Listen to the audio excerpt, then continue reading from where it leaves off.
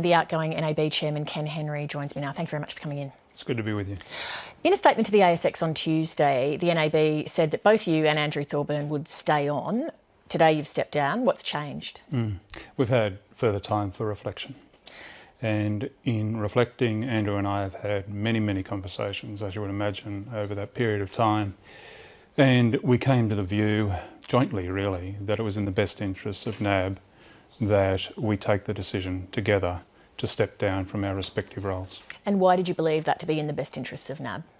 It's in the best interests of NAB because times like this, when a Royal Commission shines such an intense spotlight on an industry which has proved incapable of meeting customer expectations on a consistent basis, it's appropriate that senior people in the organisation step up and take accountability.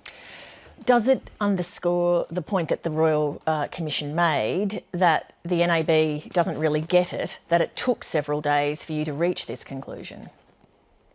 No, I don't think so. This is about something else.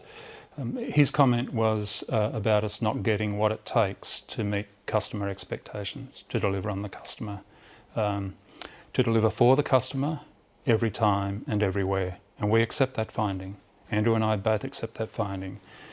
We share and have shared an aspiration for NAB that it have a culture amongst its people that's capable of delivering exceptional service for all of its customers everywhere and every time. And when we looked into the findings of the Royal Commission report, and the more we thought about that, and his observation that we fell short of that there was a significant gap, we came to accept that that was certainly correct. There is a significant gap, and partly what Andrew and I are saying today, partly what we're saying is we are deeply sorry for that. But frankly, even before the Royal Commission came out, you would have or should have known enough to understand that senior heads perhaps needed to roll. Well, we knew that we had big issues to deal with. But the Royal Commission report shines a spotlight on the issue of accountability and who takes accountability for the performance of an organisation. But I guess what a lot of Australians would wonder is, why did it take a Royal Commission for the banks to understand that they needed to be accountable for the sort of revelations we've seen now going back years? Yeah, I don't think it's taken a Royal Commission to do that, but it has been useful.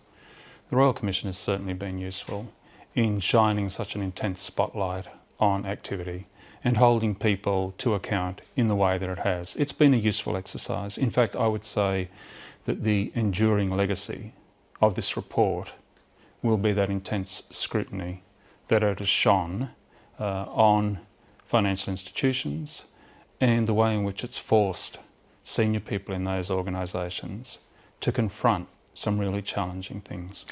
Is there a wide gap, as Commissioner Haynes said, between the public face that the NAB seeks to present and what it actually does in practice? There is a big gap.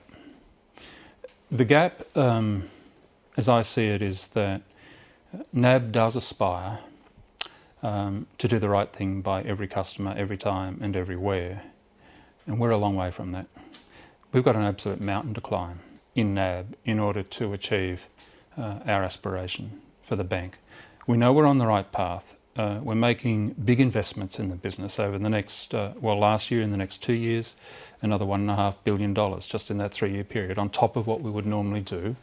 And we're making big changes to staff in the organisation and to systems, making a better business, a business that's capable of achieving that aspiration. But we accept that we are a long way from that, and we've not been able to satisfy customer expectations nor community expectations. And as I said, for that, we're deeply sorry. We are saying we are deeply sorry. And in our departures, we are hoping that we will contribute to the development of a better industry that's capable of delivering better outcomes for customers. NAB customers and shareholders would be understandably concerned by what they've heard from the Royal Commission and its findings, and particularly singling out your bank among the big four banks. Now the bank's leadership, the two key leaders have gone. Why should customers and investors not take their business elsewhere, given what we've learned? Yeah, sure. They shouldn't, because NAB is demonstrating that it's absolutely committed to building a better bank. When senior people in the organisation say, we understand, we are sorry, We are going to take accountability. We're going to, and in my case, I'm going to stay behind for however long it takes to appoint the right successor to outgoing CEO Andrew Thorburn. I'm going to stay behind to ensure appropriate board renewal and that the board is strengthened by my departure, not weakened by my departure. When senior people in the organisation commit themselves to those things, people should, I think, take heart. But then if I had my life savings with the NAB, I have to trust that the bank is going to act in the future in a way that it hasn't acted in the past, and I have to believe you over the Royal Commissioner. I really don't think that's true. There have been instances where the bank has certainly delivered the wrong outcome for customers. The financial institutions of this country are not in that state, Lee. It's not the case that people cannot trust financial institutions to look after their life savings. No, but my point is, could I not trust the Commonwealth Bank or Westpac or ANZ more than I could trust the NAB? Our customers are not saying to us, and have not been saying to us during the Royal Commission, we're worried we can't trust you to look after the money that we have on deposit with you. We've had nobody saying that to us. When you testified at the Royal Commission, there was some commentary at the time that you were defensive and somewhat contemptuous in your manner, and the Royal Commissioner said in his findings that you appeared unable to accept criticism. What do you say to that? Yeah, look, initially I was surprised by that commentary. Quite surprised, and I was upset by it. The more I thought about it, and I can't tell you how many times I've relived that appearance. I understand the criticism. I did not perform well. I really should have performed quite differently. I should have been much more open. At the time, were you feeling defensive and resentful of being there? I wasn't feeling resentful. No, I was not feeling resentful. But I can understand why I came across that way. I was feeling defensive, and I should not have been. At the Royal Commission, in your testimony, you said that it would take 10 years to change the culture at NAB. Won't the bank be in serious trouble if it does take that long to pick up its game? No, I think that's... I think that's probably a slight misconstruing of what I said. I was asked a question about how long it takes to change the culture of a large organisation, or a question to that effect. And I said that these things can take as long as 10 years. I think that's what I said. Anyway, that's what I intended to say.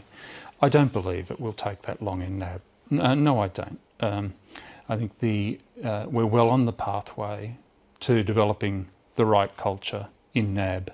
And I'm very confident that the NAB that I leave will be capable of developing that culture within a relatively short period of time. A few years, not 10 years. Do you believe that you are leaving the NAB in better shape than you found it? So, yes, I do. Yes, I do. And yet, I also believe that we are not much closer yet to delivering on community expectations. So the gap that was there, that gap still remains. We've closed it a bit. We have an intention to close it completely with the investments that we're making and the changes that are underway in the bank. That remains the aspiration. I'm confident that within a few years, and hopefully much sooner than that, NAB will be a much stronger institution than when I joined it. Ken Henry, thank you for speaking to our audience on what's undoubtedly a difficult day personally. We appreciate your time. Thank you.